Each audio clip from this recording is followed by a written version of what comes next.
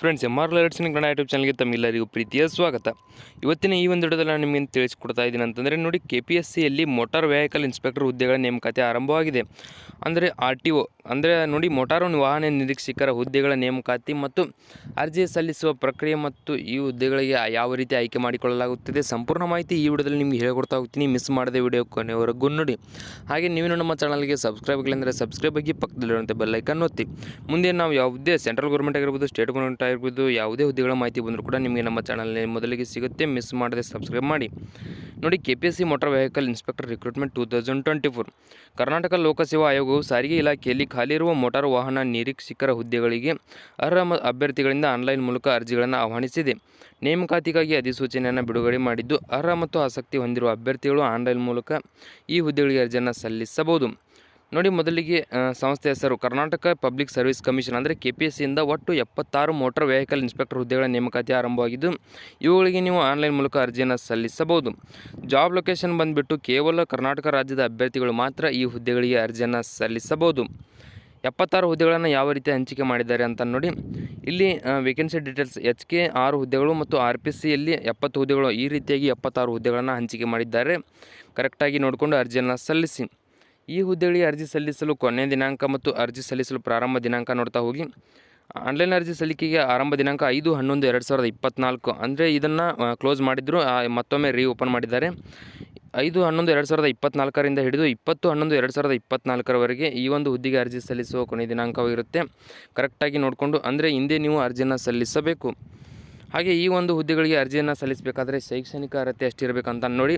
ಕರ್ನಾಟಕ ಲೋಕಸೇವಾ ಆಯೋಗ ನೇಮಕಾತಿಗಾಗಿ ಹೊರಡಿಸಿದ ಅಧಿಸೂಚನೆಯಲ್ಲಿ ತಿಳಿಸಿದ ಪ್ರಕಾರ ಅಭ್ಯರ್ಥಿಯು ಮಾನ್ಯತೆ ಪಡೆದ ಮಹಾವಿದ್ಯಾಲಯ ಅಥವಾ ವಿಶ್ವವಿದ್ಯಾಲಯದಿಂದ SSLC ಅಥವಾ ಡಿಪ್ಲೊಮಾ ಇನ್ ಆಟೋಮೊಬೈಲ್ಸ್ ಅಥವಾ BTECದಲ್ಲಿ ಆಟೋಮೊಬೈಲ್ ಇಂಜಿನಿಯರಿಂಗ್ ಅಥವಾ BTEC ಮೆಕ್ಯಾನಿಕಲ್ ಇಂಜಿನಿಯರಿಂಗ್, ಇದರ ಜೊತೆಗೆ ನೀವು ಡ್ರೈವಿಂಗ್ ಲೈಸೆನ್ಸ್ ಹೊಂದಿದರೆ ಮಾತ್ರ ಈ ಹುದ್ದೆಗಳಿಗೆ ಅರ್ಜಿಯನ್ನು ಸಲ್ಲಿಸಬಹುದು.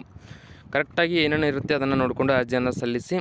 ನಂತರ ಈ ಒಂದು ಹುದ್ದೆಗೆ ಅರ್ಜಿ ಸಲ್ಲಿಸಬೇಕಾದ್ರೆ ಬೇಕಾಗಿರೋ ವಯಸ್ಸಿನ ಮಿತಿ ನೋಡಿ. ಕರ್ನಾಟಕ ಲೋಕಸೇವಾ ಆಯೋಗ ನೇಮಕಾತಿಗಾಗಿ ಹೊರಡಿಸಿದ ಅಧಿಸೂಚನೆಯಲ್ಲಿ ತಿಳಿಸಿದ ಪ್ರಕಾರ ಅಭ್ಯರ್ಥಿಗೆ ನೋಡಿ, ಕನಿಷ್ಠ 18 ವರ್ಷಗಳಿಂದ ಹಿಡಿದು ಗರಿಷ್ಠ ಸಾಮಾನ್ಯ ಅರ್ಹತೆ ಅಭ್ಯರ್ಥಿಗಳಿಗೆ 38 ವರ್ಷಗಳು ಮತ್ತು ಪ್ರವರ್ಗ 2A 2B 3A 3B ಅಭ್ಯರ್ಥಿಗಳಿಗೆ 41 ವರ್ಷಗಳು, ಹಾಗೆ ಪರಿಶಿಷ್ಟ ಜಾತಿ ಪರಿಶಿಷ್ಟ ಪಂಗಡ ಪ್ರವರ್ಗ 1 ಅಭ್ಯರ್ಥಿಗಳಿಗೆ 43 ವರ್ಷಗಳವರೆಗೆ ವಯೋಮಿತಿ ಸಡಿಲಿಕೆಯನ್ನು ನೀಡಲಾಗಿದೆ. ಇದನ್ನು ಕೂಡ ನೀವು ಕರೆಕ್ಟಾಗಿ ನೋಡಿಕೊಂಡು ಮಿಸ್ ಮಾಡದೆ ಹಿಂದೆ ಅರ್ಜಿಯನ್ನು ಸಲ್ಲಿಸಿ. ನಂತರ ಈ ಹುದ್ದೆಗೆ ಯಾವ ರೀತಿ ಆಯ್ಕೆ ಮಾಡಿಕೊಳ್ಳಲಾಗುತ್ತದೆ ಅಂತ ನೋಡಿ.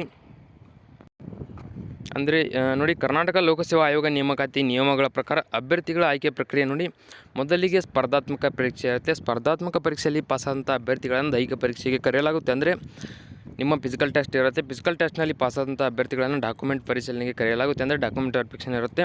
ಡಾಕ್ಯುಮೆಂಟ್ಸ್ಗಳು ಕೂಡ ನಿಮ್ಗೆ ಕರೆಕ್ಟಾಗಿದ್ದರೆ ಮಾತ್ರ ಆಯ್ಕೆ ಮಾಡಿಕೊಳ್ಳಲಾಗುತ್ತೆ.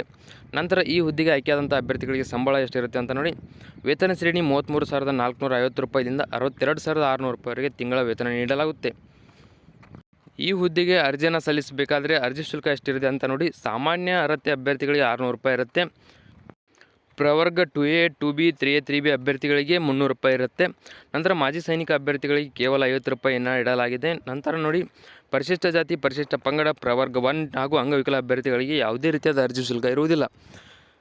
ನೀವು ಏನಪ್ಪ ಅಂದರೆ ನೀವು ಫ್ರೀಯಾಗಿ ಅರ್ಜಿಯನ್ನು ಸಲ್ಲಿಸಬಹುದು. ಹಾಗೆ ಈ ಒಂದು ಹುದ್ದೆಗೆ ಅರ್ಜಿಯನ್ನು ಸಲ್ಲಿಸುವುದು ಹೇಗೆ ಅಂತ ಸಿಂಪಲ್ಲಾಗಿ ಹೇಳ್ತೀನಿ ನೋಡಿ.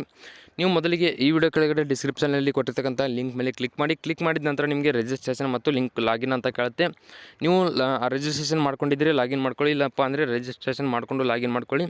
ನಂತರ ಅಲ್ಲಿ ಏನೇನು ಡಾಕ್ಯುಮೆಂಟ್ಸ್ಗಳನ್ನು ಕೇಳುತ್ತೋ ಅವುಗಳನ್ನು ಕರೆಕ್ಟಾಗಿ ಫಿಲ್ ಮಾಡಿದ ನಂತರ ಅಲ್ಲಿ ನಿಮಗೆ ಕೊನೆಗೆ ಅರ್ಜಿ ಶುಲ್ಕ ಪಾವತಿಸಿ ಅಂತ ಬರುತ್ತೆ. ಅದರ ಮೇಲೆ ಕ್ಲಿಕ್ ಮಾಡಿ ನೀವು ಆನ್ಲೈನ್ ಮೂಲಕವೇ ಅರ್ಜಿ ಶುಲ್ಕವನ್ನು ಪಾವತಿಸಬೇಕು. ಯಾವ್ಯಾವ ಕ್ಯಾಟಗರಿವರೆಗೆ ಎಷ್ಟೆಷ್ಟಿದೆ ಅಂತ ಹೇಳಿದ್ದೀನಿ, ಅದನ್ನು ನೋಡಿಕೊಂಡು ಅರ್ಜಿಯನ್ನು ಶುಲ್ಕವನ್ನು ಪಾವತಿಸಿ. ಹಾಗೆ ಈ ಒಂದು ಹುದ್ದೆಗೆ ಅರ್ಜಿ ಸಲ್ಲಿಸುವ ಲಿಂಕ್ ಬೇಕಾದರೆ ವಿಡಿಯೋ ಕೆಳಗಡೆ ಡಿಸ್ಕ್ರಿಪ್ಷನಲ್ಲಿ ಇರುತ್ತೆ, ಅದರ ಮೇಲೆ ಕ್ಲಿಕ್ ಮಾಡಿ ಅರ್ಜಿಯನ್ನು ಸಲ್ಲಿಸಬಹುದು. ಈ ವಿಡಿಯೋದಲ್ಲಿ ಎಷ್ಟೇ ಇರುತ್ತೆ. ವಿಡಿಯೋದಲ್ಲಿ ನಿಮಗೆ ಏನಾದರೂ ಡೌಟ್ ಇದ್ದರೆ ಕಮೆಂಟ್ ಮಾಡಿ. ಹಾಗೆ ನೀವು ನಮ್ಮ ಚಾನಲ್ಗೆ ಸಬ್ಸ್ಕ್ರೈಬ್ ಆಗಿಲ್ಲಂತೆ ಸಬ್ಸ್ಕ್ರೈಬ್ ಆಗಿ ಪಕ್ಕದಲ್ಲಿರುವಂಥ ಬೆಲ್ ಐಕಾನ್ ಒತ್ತಿ. ಮುಂದೆ ನಾವು ಯಾವುದೇ ವಿಡಿಯೋ ಬಿಟ್ಟರೆ ನಿಮಗೆ ಥಟ್ ಅಂತ ನೋಟಿಫಿಕೇಷನ್ ಬರುತ್ತೆ. ಹಾಗೆ ಈ ಒಂದು ವಿಡಿಯೋ ನಿಮ್ಮ ಫ್ರೆಂಡ್ಸ್ಗಳಿಗೆ ಕೂಡ ಶೇರ್ ಮಾಡಿ, ಅವರಿಗೂ ಕೂಡ ತುಂಬ ಸಹಾಯವಾಗುತ್ತೆ.